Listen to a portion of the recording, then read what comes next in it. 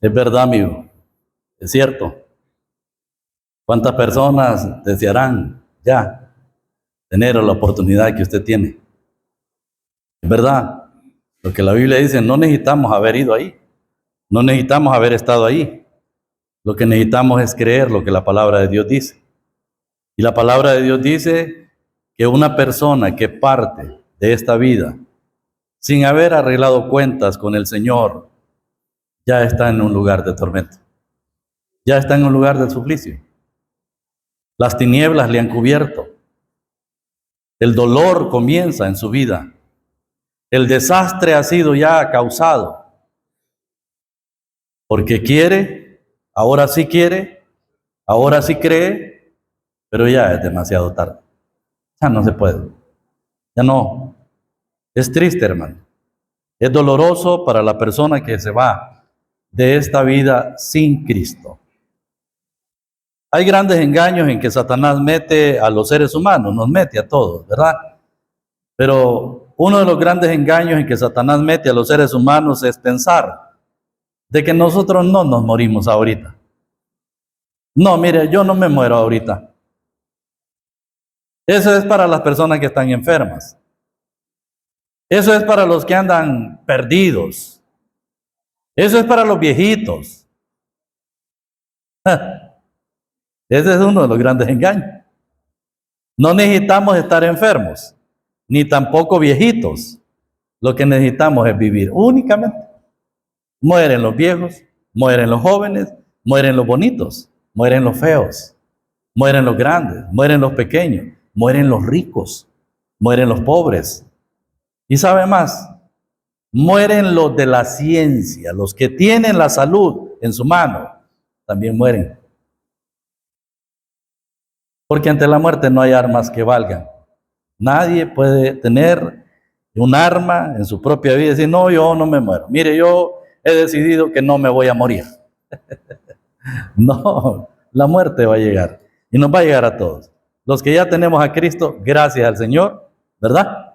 No por buenos, no. No por ser mejores, tampoco. Únicamente porque hemos creído, nos hemos arrepentido y hemos clamado al Señor. Piénselo. No, como decía hermano Juan, no estamos para meterle miedo. No. Usted debe decidir porque este es un acto de fe y es un acto voluntario. También las personas aceptan voluntariamente, ¿verdad? Coaccionado no, con miedo no, porque no está aceptando nada. Cuando usted acepta al Señor, lo acepta de todo corazón y acepta las implicaciones, se determina a seguir al Señor y no importa quién lo critique, quién diga algo en contra suyo, no, usted solo quiere estar en paz con Dios, en la seguridad. Eso es. Volvemos ahí a Levíticos capítulo 24 y vamos nuevamente para leer los versículos 10 hasta el versículo 12.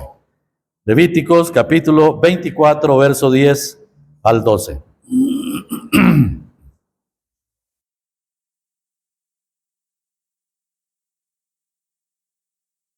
Dice la palabra del Señor en Levíticos 24, verso 10 al 12. En aquel tiempo el hijo de una mujer israelita, el cual era hijo de un egipcio, salió entre los hijos de Israel, y el hijo de la israelita y un hombre de Israel riñeron en el campamento. Y el hijo de la mujer israelita blasfemó el nombre y maldijo. Entonces lo llevaron a Moisés, y su madre se llamaba Selomit, hija de Dibri, de la tribu de Dan, y lo pusieron en la cárcel hasta que les fuese declarado por palabra de Jehová. Quiere el Señor bendecirnos con su palabra leída. Bueno, ya tenemos muy bien claro el acontecimiento. Hemos dividido este pasaje en el acontecimiento, ¿verdad? En segundo lugar, la detención del blasfemo. Y en tercer lugar, tenemos la ejecución del blasfemo. Hemos estado por todo este tiempo observando el caso de este blasfemo, y el caso de este blasfemo pudimos ver un poco en tanto a su familia, observamos el ambiente familiar y nos dimos cuenta que este hombre era hijo de un hombre egipcio y que él, por ende, no era un verdadero israelita. No era un verdadero israelita. Era medio israelita. Quiere decir, aplicando lo que aparentaba ser israelita, pero no era. Solo era que era hijo de una mujer que era perteneciente a la nación de Israel. Pero él en sí llevaba dentro de su corazón, de su mente, el carácter de aquel hombre que lo había engendrado. Vivía de acuerdo a ese carácter, actuaba de acuerdo a ese carácter.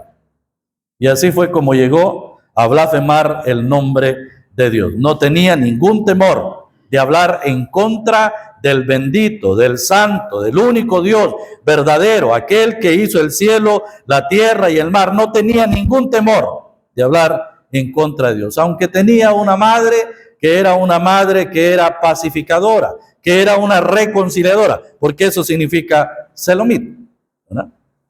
Y ahí encontramos que este hombre riñó. Le era fácil reñir, reñía, peleaba, armaba pleito, berrinches, en medio de todo, no le importaba con quién fuera, él peleaba. Y ahora pues no solamente peleó, sino que blasfemó el nombre del Señor. Ya hemos observado la blasfemia, hemos visto la blasfemia en el Antiguo Testamento. El promotor de la blasfemia, por supuesto, es Satanás, ¿verdad? Y hemos visto la blasfemia en el Nuevo Testamento. No vamos a detenernos más en cuanto a ese asunto de la blasfemia, porque quiero, por lo menos esta noche, avanzar en el segundo aspecto de la detención de este blasfemo. El texto 12, versículo 12. Así que disculpen, me voy a tomar un poquito de agua.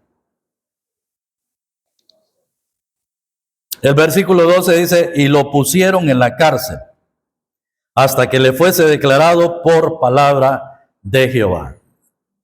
Hermanos, no hay más rasgos sobre esta detención.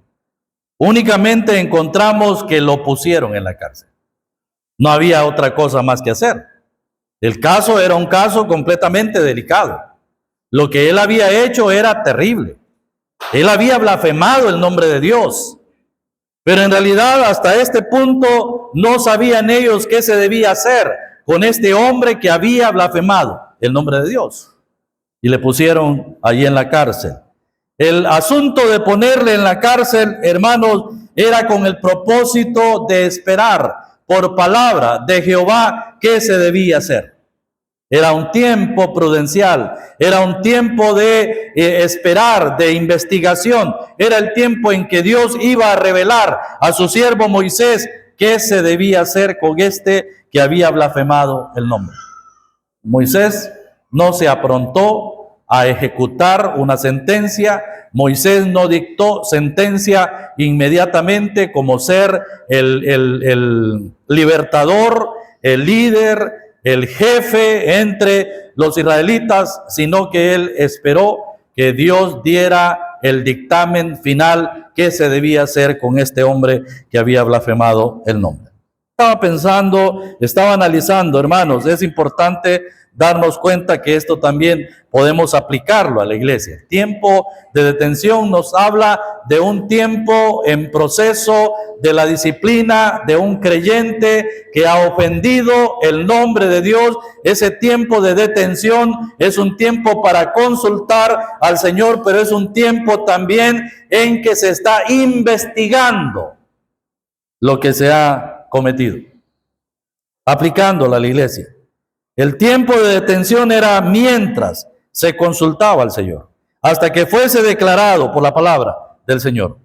Había un tiempo de consulta, un tiempo de investigación sobre el caso cometido. No era cualquier caso, era un caso en realidad que ameritaba, ¿verdad?, cierta investigación. En el caso de la iglesia, el tiempo de detención, bien de ministerio, sea de participación de la cena del Señor, es por mientras dura la investigación del caso que algún creyente ha cometido. De repente no es un caso tan claro, tan evidente, tan consciente de lo que se ha cometido, y se lleva a cabo una investigación y consulta a la palabra y consulta en oración al Señor, ¿verdad? Entonces es un tiempo que dura mientras se detiene a la persona quizá de ministerio. De repente un hermano ha cometido algo y no se ha declarado. O tal vez de repente el hermano le dice, hermano, mire que se escucha este rumor. ¿Qué es lo que ha acontecido? Y dice, hermano, no, mire, es que hay gente que levanta falsos, se encarga de afectar, de querer dañar la vida de uno. Entonces uno dice, mire, denos tiempo, vamos a investigar, pero por mientras deténgase.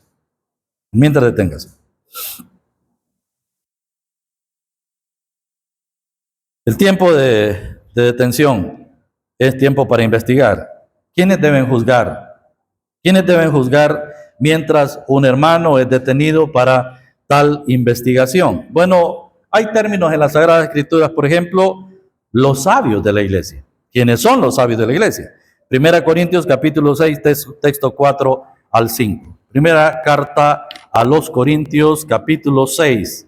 Ya aplicando este asunto, sacando lecciones que tienen que ver ya con parte de la doctrina de la disciplina en la iglesia. Dice 1 Corintios 6 y versos 4 y 5. Dice, si pues tenéis juicios sobre casos de esta vida, ponéis para juzgar a los que son de menor estima en la iglesia. Para avergonzaros lo digo, pues que no hay entre vosotros sabio, ni aun uno que pueda juzgar entre sus hermanos. ¿Qué estaba pasando? ¿Qué ocurría en la iglesia de Corinto? Lo que ocurría en la iglesia de Corinto era que un hermano pleiteaba contra otro hermano y luego iban a los tribunales mundanos, ahí seculares, y ante los tribunales seculares entonces llevaban a cabo sus juicios. Y es en este contexto que el apóstol Pablo está diciendo, pues sí, pues, tenéis juicios sobre cosas de esta vida, ponéis para juzgar a los que son de menor estima en la iglesia. Ponéis para juzgar. Es como que un hermano tenga pleito contra otro hermano y en lugar de buscar a los más sabios de la iglesia, se va al presidente del patronato o se va al auxiliar o va y busca al sargento de policía y lo trae para poder arreglar ese problema. No, hermano. Los casos entre hermanos deben ser juzgados en la iglesia, con los hermanos, los ancianos, que deben ser los más sabios de la iglesia. Y aquí el apóstol dice, para avergonzaros lo digo, pues que no hay entre vosotros sabio, ni aun uno que pueda juzgar entre hermanos. Texto 6, sino que el hermano con el hermano pleitea en juicio, y esto ante los incrédulos. Ya esto era completamente degradante, era algo que causaba mal testimonio entre los creyentes ante el mundo, que el mundo se estaba dando cuenta que los creyentes tenían pleitos entre ellos y no podían no soportarse, no se podían aguantar, y entonces tenían que poner a un incrédulo a que juzgara entre ellos esta situación. Texto 7, así que, por cierto, es ya una falta entre vosotros que tengáis pleitos entre vosotros mismos. ¿Por qué no sufrís más bien el agravio? ¿Por qué no sufrís más bien el ser defraudados? Pero vosotros cometéis el agravio y defraudáis, y esto a los hermanos. ¿No sabéis que los injustos no heredarán el reino de Dios? No erréis. Hermanos, no erremos. Usted trabaja, de repente en el trabajo tiene alguna contrariedad con alguna persona, ¿verdad?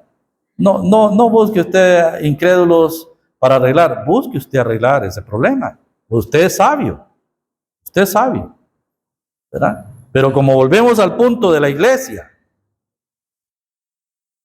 ¿hay problema entre un hermano y otro hermano en la iglesia? ¿Qué debe hacerse? El hermano ofendido, según dice el Señor en Mateo capítulo 18, texto 15, que el hermano ofendido debe buscar al que lo ofendió. Si tu hermano peca contra ti, ve y estando tú y él solo, repréndele. Si tu hermano te oyere, has ganado a tu hermano. Si no te oyere, ve ante él con 1 o 2 testigos. Si no oyere a los testigos, entonces dilo a la iglesia. Si no oyere a la iglesia, entonces tenle por gentil y publicano. Hermanos, ¿quién debe buscar a quién? ¿Quién debe buscar a quién? El que está ofendido debe buscar al que lo ofendió. El que lo ofendió no debe buscar porque de repente ni cuenta se da. Pero el ofendido debe buscar. ¿Sabe que muchas veces hacemos todo lo contrario? El que está ofendido está llorando, está pataleando, está que se muere, está ahí que hace tanto berrinche muchas veces como niños que caen al suelo, pataleando, y no va al que lo ofendió, sino que va a otro. Y tira los brazos ante otro y llora ante otro, y ay, el hermano me dijo esto, me vio así, ¿cuántas cosas? No, hermano, esa es niñería. Esa es niñería. Hay que ir donde el que nos ha ofendido. Es decir, usted me ofendió en esto, en esto, en esto. Bueno, aclaremos las cosas. ¿Cómo son? En caso de que no se arregle, en caso de que no se le escuche, entonces ve ante él con uno o dos testigos. ¿Quiénes deben ser los testigos? Esos testigos deben ser los más sabios de la iglesia. Los más sabios. Que pueden ser hermanos que tal vez no son ancianos, pero son gente sabia. Pero en todo caso deben ser los ancianos para arreglar el asunto. ¿No oye a los ancianos? ¿No los oye? Entonces el caso se trae a la iglesia. A este hermano hemos tratado de arreglar con él, se le ha pedido perdón, se le ha buscado solución, no quiere solución. Ahora la iglesia debe dar su dictamen en este asunto. La iglesia lo llama, lo motiva a este hermano a pedir perdón, a reaccionar, a aceptar su error. No lo acepta, entonces debe ser excomulgado de la iglesia como incrédulo, porque un creyente verdadero está dispuesto a perdonar y a pedir perdón. ¿Es así o no? Creyente verdadero está dispuesto a reconocer su error, su falta, su pecado y a pedir perdón. Y también a perdonar. No, un incrédulo no dice, no, yo no te perdono, que te perdone Dios. Esas son palabras de incrédulo. Pero palabras de un creyente es, hermano, ¿cómo no lo voy a perdonar? ¿Cómo no lo voy a perdonar? Yo estoy dispuesto a perdonar y a restablecer nuestra comunión entre nosotros. Bueno, los sabios son los que deben juzgar, estamos aprendiendo ahí, mientras se lleva a cabo esta investigación.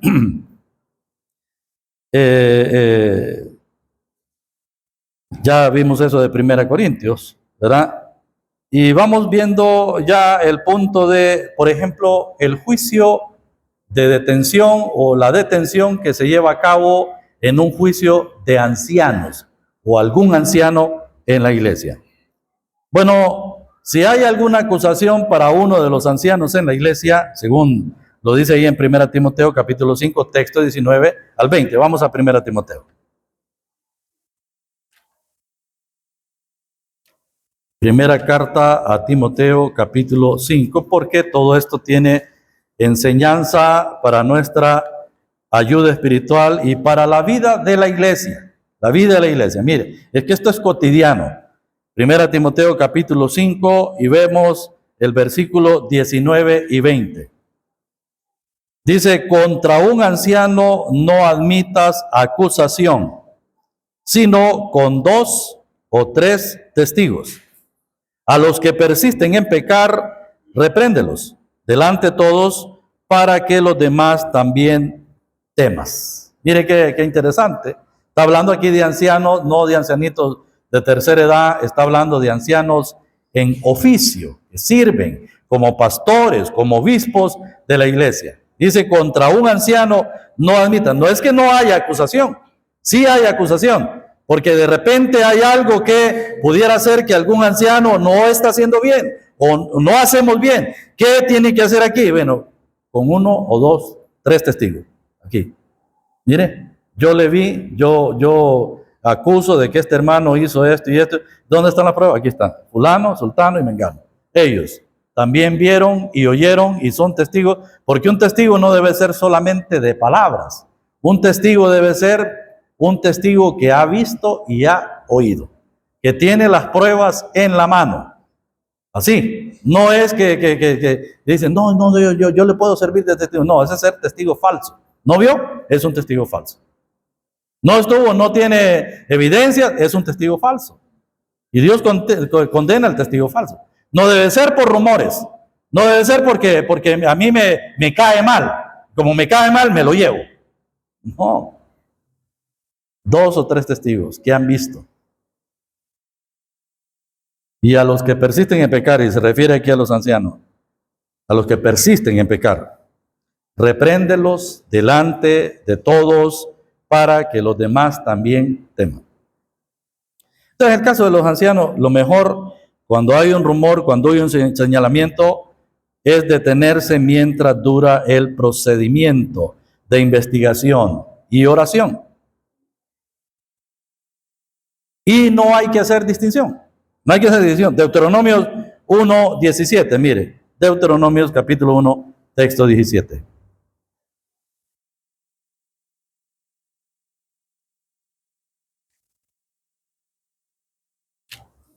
Ahí está enseñándonos desde el Antiguo Testamento el principio de la no distinción o no ser parcial. No hay que parcializarse aquí. Dice 1:17 de Deuteronomio.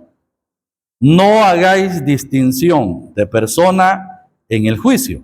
Así al pequeño como al grande oiréis. No tendréis temor de ninguno, porque el juicio es de Dios, y la causa que os fuere difícil la traeréis a mí y yo la oiré. Mire, no debe haber distinción por temor en el juicio, ni contra chico, ni contra grande, sino que debe ejecutarse un juicio imparcial,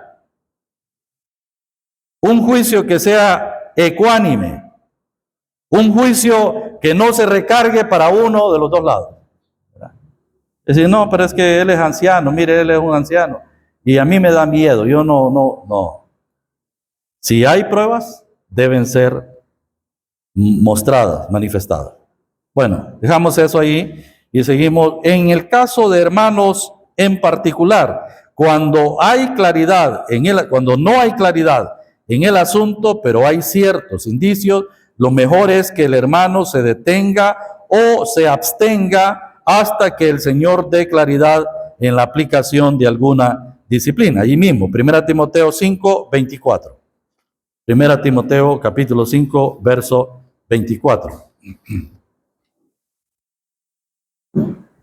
Dice la palabra, los pecados de algunos hombres se hacen patentes antes que ellos vengan a juicio, mas a otros se les descubren después. Asimismo se hacen manifiestas las buenas obras, y las que son de otra manera no pueden permanecer ocultas. Pero el punto aquí del verso 24 dice que los pecados de algunos hombres se hacen patentes antes que ellos vengan a juicio. Es decir, hay ciertos pecados en hermanos que aún antes de ser juzgados, antes de que se detengan ante este juicio, ya se sabe, ya se conoce, ya es eso como un rumor, ¿cómo se llama? Es un secreto a voces. Es un secreto a voces. Todo está muy bien claro. Para algunos, antes que vengan a juicio, ya sus pecados se hacen patentes. Son evidentes. Se pueden tocar. Pero a otros, dice, más a otros se les descubre después. Hermano, no hay pecado cometido por un creyente que pueda permanecer en oculto o en el anonimato. No hay, no existe. Porque todo pecado que creyente haya cometido, un día saldrá a luz, tendrá que salir. No hay nada oculto que no haya de salir a luz. Todo sale a luz en los pecados cometidos, ¿verdad?, entre los hermanos. Entonces, aquí la promesa es que algunos pecados se hacen patentes antes de ser juzgados, antes que vengan a juicio, y a otros se les descubre después. Pero que se descubre, se descubre. ¿Quién se encarga que descubra eso? ¿Quién se encargará? Dios. Mire, normalmente estamos diciendo, hermanos, a veces sentimos nosotros que las cosas no están bien. Es que hay algo, se siente que hay algo que no encaja, que no vamos bien, que no funciona bien. Aquí, y bueno, lo que tenemos que hacer es orar. Y decimos, hermano, oremos, pidámosle al Señor que Él saque qué es lo que está pasando, qué sucede, qué ocurre. Pues de repente más de algún hermano ha cometido pecado y no tiene el valor, la capacidad de decirlo, o porque tiene intereses que no quiere que se descubra que ha cometido pecado. Pero si ha cometido el pecado, el Señor se encarga de sacarlo. Es que no puede un creyente permanecer en la iglesia comiendo pan y bebiendo vino, habiendo cometido pecado, porque será culpado del cuerpo y de la sangre del Señor. Y juicio come y bebe para sí. Aquí no es que me lo voy a engañar, yo lo voy a engañar. Yo me lo voy a meter a la bolsa y ni cuenta te van a dar. Y mire, pues todo queda así, todo pasa sin que pase nada. No. Es que la iglesia, hermanos, no pertenece a ningún hombre. La iglesia tiene un dueño y ese dueño se llama el Señor Jesucristo. Si esta iglesia aquí en La Jutosa es la iglesia del Señor, no es un grupo que se reúne, no es un club social, si este grupo no es un grupo de gente que ha venido para estar aquí, leer la Biblia, sentirnos bien, en camaradería, pero esta no es la iglesia del Señor. No, el Señor aquí no tiene nada que ver. Pero si el Señor es el Señor de esta iglesia, si aquí habemos redimido, si aquí vemos gente que hemos sido comprados con la sangre de Cristo, si tenemos el Espíritu Santo, y alguien osa estar en medio de nosotros, tomando la cena en pecado, el Señor se va a encargar, Él va a tocar las teclas, usa los medios, las formas para que este pecado salga. Y va a salir. ¿Están de acuerdo conmigo? ¿Sí? Es que lo dice aquí. Yo solo estoy tratando de interpretar lo que dice aquí. Aquel estaba detenido ahí, y allí hay creyentes que están detenidos porque de repente hay cosas que no encajan y no están bien. Los pecados de algunos hombres entonces se hacen patentes antes que ellos vengan a juicio. Lucas 12:2, eso es lo que estaba mencionando de memoria, pero Lucas 12:2, mire lo que dice el Señor, y es el Señor quien está diciendo esto, Él se encarga de decir, dice Lucas 12:2. Porque nada hay encubierto que no haya de descubrirse, ni oculto que no haya de saberse. Y este es un término determinante, ¿verdad?, que el Señor utiliza, y Él dice claramente, nada hay encubierto que no haya de descubrirse, nada. ¿Bien? Ni oculto que no haya de saberse. Dejamos el caso de los hermanos en particular, pero en el caso de no encontrar forma de hacer juicio por falta de conocimiento. De repente, como líderes, como ancianos, decimos, mire, pero es que no hallamos nosotros, ¿cómo podemos juzgar? ¿Qué debemos hacer en este caso? Bueno, entonces tenemos aquí que tenemos que buscar la ayuda, la guía, la orientación. ¿Dónde está? Deuteronomio capítulo 17, texto 8 al 11. Deuteronomio capítulo 17, 8 al 11. Lo que el Señor aconsejó a través de Moisés a los sacerdotes, a los jueces, lo que ellos debían hacer cuando no podían ejecutar algún juicio por falta de conocimiento. Deuteronomio 17 y el verso 8 dice, cuando alguna cosa te fuere difícil en el juicio, entre una clase de homicidio y otra, entre una clase de derecho legal y otra, entre una clase de herida y otra, en negocios de litigio en tus ciudades, entonces te levantarás y recurrirás al lugar que Jehová tu Dios escogiere, y vendrás a los sacerdotes levitas y al juez que hubiere en aquellos días, y preguntarás, y ellos te enseñarán la sentencia del juicio, y harás según la sentencia que te indiquen los del lugar que Jehová escogiere, y cuidarás de hacer según todo lo que te manifieste, según la ley que te enseñen, y según el juicio que te digan, harás. No te apartarás ni a diestra ni a siniestra de la sentencia que te declare. Mire, todo una enseñanza legal, legítima, de juicio que debían hacer aquí los que debían emitir un juicio, que no sabían cómo llevar a cabo ese juicio. Entonces debían en aquel entonces ir al lugar que Jehová había escogido y llegar donde los sacerdotes levitas y el juez que hubiera en aquellos días. Debían de ir donde ellos. ¿Qué representaban los sacerdotes levitas?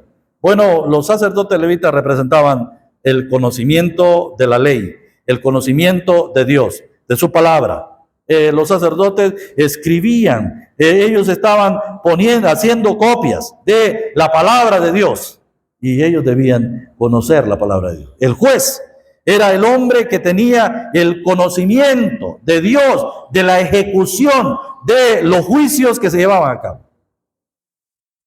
Debían venir a los sacerdotes levitas y al juez. Hermanos, los sacerdotes, los príncipes en el Antiguo Testamento, de repente no tenían la palabra como nosotros la tenemos. Ya nosotros tenemos las Sagradas Escrituras, la palabra, toda la revelación. En toda la trayectoria que tenemos nosotros de estar aquí en la Jutosa, con los que hemos luchado por aplicar las disciplinas algunas veces, ha habido casos que nos ha costado. Ha habido casos en que no hayamos qué hacer. Y lo único que nosotros hemos encontrado es ir a la Sagrada Escritura. 1. 2. Dedicarnos a orar. Y pedirle al Señor que el Señor nos dé siquiera el comienzo de la hebra. ¿Por dónde nos vamos a ir? ¿Qué es lo que vamos a hacer? Y hermanos, es que el Señor lo hace. Él lo hace. Pero vamos a las Sagradas Escrituras, y de repente, si un caso es demasiado imposible, que no entendemos, consultamos con otros hombres, otros ancianos, gente que ha caminado más, le preguntamos. Sí, y aprendemos de esa manera. Pero el tiempo en que dura la investigación. Este juicio, hermanos, mientras se está investigando, debe ser un juicio imparcial. Primera Timoteo, capítulo 5, texto 21. Primera carta a Timoteo 5, 21. Dice 5:21, te encarezco delante de Dios y del Señor Jesucristo y de sus ángeles escogidos, que guardes estas cosas sin prejuicio, no haciendo nada con parcialidad. Esto es importante y lo tenemos que tener muy bien claro los que vamos a emitir juicio. Lo enseño esto, hermano, porque esta es parte de la doctrina en cuanto a esto, porque de repente el Señor va a utilizar a algunos hombres acá para ser ancianos futuramente. Te encarezco delante de Dios y del Señor Jesucristo y de sus ángeles escogidos, que guardes estas cosas sin prejuicio. ¿Qué es la palabra prejuicio? Es una palabra compuesta. La palabra prejuicio es una palabra compuesta. ¿Qué quiere decir? Juzgar anticipadamente. Pre es antes, juicio anticipado. Un juicio anticipado. No se puede ejecutar un juicio, una sentencia con prejuicio, sino llevar a cabo toda la investigación hasta que las cosas sean claras. Sin prejuicio, no haciendo nada con parcialidad. ¿Qué es parcialidad? ¿Qué es parcialidad, hermanos? ¿Qué será parcialidad, hermano Elmer? No se ejecuta. Exactamente. La parcialidad es inclinarse más para un lado, ¿verdad? Quizá porque este me simpatiza, ¿verdad? Porque este me ha dado regalos, ¿verdad? Porque este me cae bien. No. Ser imparcial significa ser fiel, como la balanza, un solo nivel. Miren, no que se caiga la balanza, pero no, ser imparcial. Juzgo lo mismo a todos los demás, y eso incluyendo mi familia. Ay, cuando toco mis intereses de mi familia, digo, no, mire, esto no. Pásalo. ¿Qué es lo que pasa con el gobierno ahora, actualmente? ¿Qué pasa con el gobierno? Son imparciales, ¿eh? Son imparciales. Tomando ese ejemplo, el gobierno es imparcial porque ellos acusan de narcotraficantes a los que estuvieron antes, pero los narcotraficantes que están ahora, no pasa nada. Es así, es así. No haciendo nada con parcialidad, con parcialidad. Lo hemos aprendido con el hermano Alejandro y otros hermanos. Hermano, ante este asunto de la disciplina, no hay familia. No hay familia. No hay familia.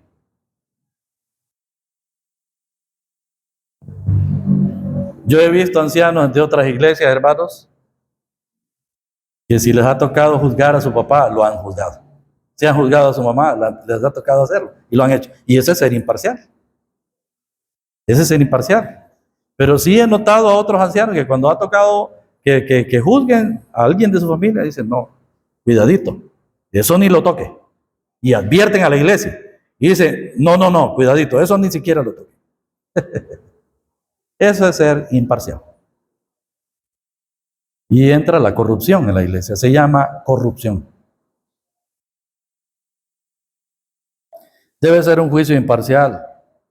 No se debe meter la mano tampoco y contaminar la escena del juicio. Fíjense bien, entre los ancianos siempre nosotros decimos, bueno, lo que necesitamos nosotros es ser leales, es decir, no debe salir fuga de información. Entre nosotros no debe haber fuga de información, porque eso daña la escena que se está tratando de juzgar. Por muy hijo o hija mía que sea, ellos no tienen que meter mano en esto. Porque de repente los teléfonos vuelan. Mire, de repente los teléfonos vuelan. Y la información ni siquiera ha llegado a la persona por boca de nosotros y ya llegó a la persona a través de los teléfonos. ¿De dónde salió la información? ¿De dónde salió? Yo he escuchado a hermanos quejarse en otras iglesias que dicen, mire, a fulano, aquí hay 2, 3 ancianos, pero a fulano no le llevamos la información porque ya sabemos. La esposa, hermano, la esposa tiene una lengua que mire, los hijos, todos ellos más bien se andan mofando, riendo de lo que ocurre en el juicio. No, eso no puede ser posible. Eso no puede ser posible. Nosotros con Alejandro decimos, y hermano Helmer que ya está ayudando, decimos, debe haber lealtad. Aquí, lo que tratamos aquí se queda. Porque si sale fuga de información, eso contamina la escena del juicio. Yo recuerdo hace algunos años aquí estábamos juzgando un asunto y no dábamos, no podíamos dar, no podíamos. Le buscábamos por un lado, le damos por el otro y no podíamos. Pero es que había uno entre nosotros que sacaba la información y nos dimos cuenta de él y tratamos el asunto. Y por fin dijimos, sí, ahí estaba el problema. No había lealtad. Los ancianos debemos ser leales en este trabajo. Leales.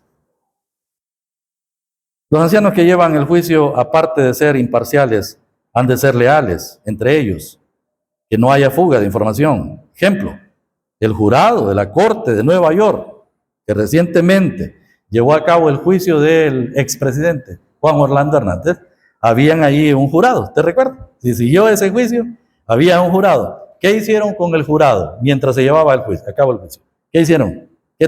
¿Cómo tenía que estar ese jurado? A ese jurado le quitaron los teléfonos.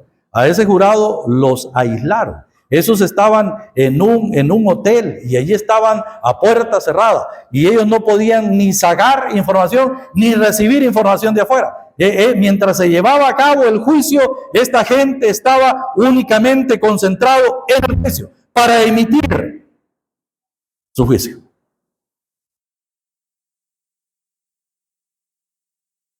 Eso nos da a nosotros un buen ejemplo.